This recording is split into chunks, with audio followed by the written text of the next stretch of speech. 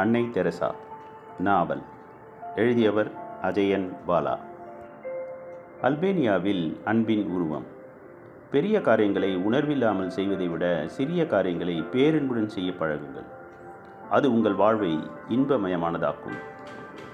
அன்னை தெரசா. அன்பே சத்தியம், அன்பே சிவம், அன்பே ஆனந்தம். நாம் ஒரு வீதியில் நடந்து செல்கிறோம். சைக்கிளிலோ, பஸ்ஸிலோ, பைக்கிலோ அல்லது காரிலோ கடந்து செல்கிறோம். கடைகளின் முன் தொங்கும் பத்திரிகைகளின் அன்றைய செய்திகள், சினிமா விளம்பரங்கள், ஜீன்ஸ் பெண்கள், வாங்க சொல்லி வற்புறுத்தும் பிரம்மாண்ட விளம்பரங்கள் என பல விஷயங்கள் நம்முடைய கவனத்தை ஈர்க்கிறது. ஆனால் என்றாவது பிளாட்பாரங்களில் அழுக்கு மூட்டையும் நாற்றம் எடுக்கும் உடைகளுமாக விழுந்து கிடக்கும் அனாதைகளை கூர்ந்து கவனித்திருப்போமா? வீடு இல்லாமல் குளிரிலும் மழையிலும் வாடும் அவர்களின் அவல நிலையை யோசித்திருப்போமா? நோயின் வலி தாழாமல் முனகும் அவர்களின் அழுக்குரல்களை கேட்டிருப்போமா? நம்மால் முடிந்தது சில சில்லறை காசுகளை வீசுவது மட்டும்தானே. ஆனால் அவர்களின் அருகே மகிழ்வோடு சென்று அன்பின்மையால் உதாசீனப்படுத்தப்பட்ட அவர்களை மார்புற அணைத்து துயரம் எனும் கண்ணீரை துடைத்து நோயுற்ற அவர்களின் உடம்பை கருணையுடன் தடவி மருந்திட்டு காத்த ஒருவர் என்ன சொன்னார் தெரியுமா? உண்மையில் கடவுள் என்பவர் இங்குதான் இருக்கிறார். இவர்களுக்கு சேவை செய்யும் போதுதான் நான் அவரை உணர்கிறேன். மனிதர்களால் மனிதர்களுக்கு உணர்த்த முடியாத அன்பெனும் கடவுளை தன் கருணையால் கரங்களால் கண்டுகொண்ட மனித மலர் அன்பின் திருவுரு அன்னை தெரசா.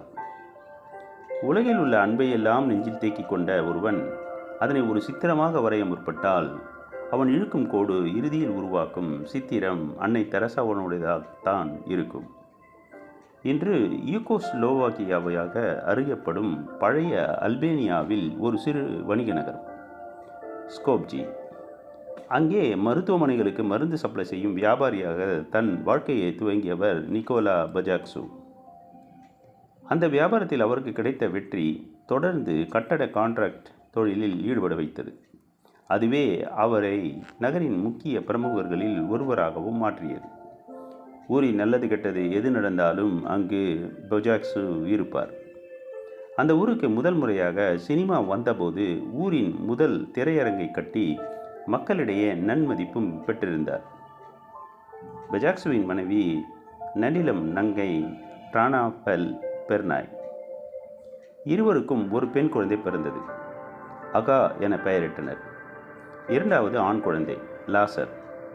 இந்த 2 குழந்தைகளுக்கு பிறகு 1910 ஆகஸ்ட் 26 மற்றும் ஒரு பெண் குழந்தை பிறந்தது. அவளுக்கு அப்போது அவர்கள் சூட்டிய பெயர் ஆக்னஸ் கோன்சா. பிற்பாடு உலகம் சூட்டிய பெயர் அன்னை தெரசா.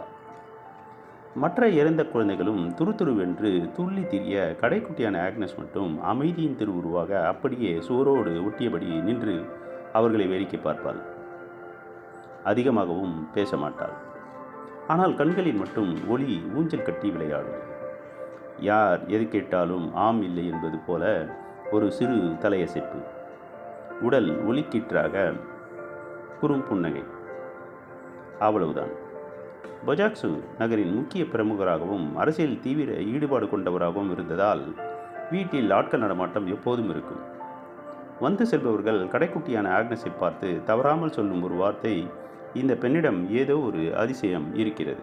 பஜாக்சு வியாபார விஷயமாக அடிக்கடி வெளியூர்களுக்கு சென்று 2 நாட்கள் கழித்து வீடு திரும்புகிற சமயங்களில் குழந்தைகள் அவரை சுற்றி ஆவலுடன் அமர்ந்திருப்பர். காரணம், தான் பயணத்தில் சந்தித்த வித்தியாசமான மனிதர்களை பற்றி அவர் கூறும் விதவிதமான கதைகள்.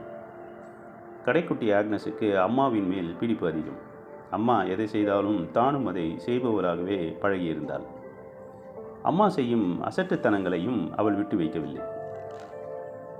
அப்பா வெளியூர் போயிருந்த ஒரு நாளில் அனைவரும் வீட்டில் அமர்ந்து பேசிக்கொண்டிருக்க சமையல் அறையிலிருந்து வெளிப்பட்ட ட்ரானா சட்டென விளக்கை அணைத்துவிட்டு, வெறுமனே பேசுவதற்கு விளக்கு ஒன்றும் அவசியமில்லையே என சமையலறைக்கு சென்று விட்டார். அதன் பிறகு அம்மா இல்லாத சமயங்களில் ஆக்னஸும் இதையே சொல்லியபடி விளக்கை அணைக்கும் காரியத்தை தொடர்ந்து செய்து தங்களுக்கு எரிச்சல் ஊட்டியதை பின்னாளில் ஆக்னஸ் அன்னை தெரசாவாக மாறி நோபல் பரிசு பெற்றபோது அவரது சகோதரர் லாசர் பத்திரிகையாளர்களிடம் தங்கை பற்றிய நினைவாக பகிர்ந்து கொண்டார். ஆக்னஸ் தன் அம்மாவோடு சேர்ந்து இன்னொரு விஷயத்திலும் ஈடுபாட்டுடன் இருந்தார். அது அவளது அம்மா ஏழைகளின் மீது நோயாளிகளின் மீதும் காட்டிய அன்பு மற்றும் பரிவு. அந்த ஏழை நகரத்தில் பலரும் வந்து உதவி வேண்டி நிற்பது வழக்கம்.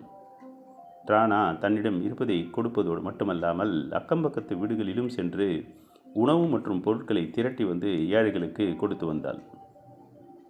அவர் அப்படி போகிற போதெல்லாம் ஆக்னஸும் அம்மாவுடன் ஒட்டிக்கொண்டு தன் பங்குக்கு தன் பிஞ்சு கைகளால் பொருட்களை சேகரிப்பாள்.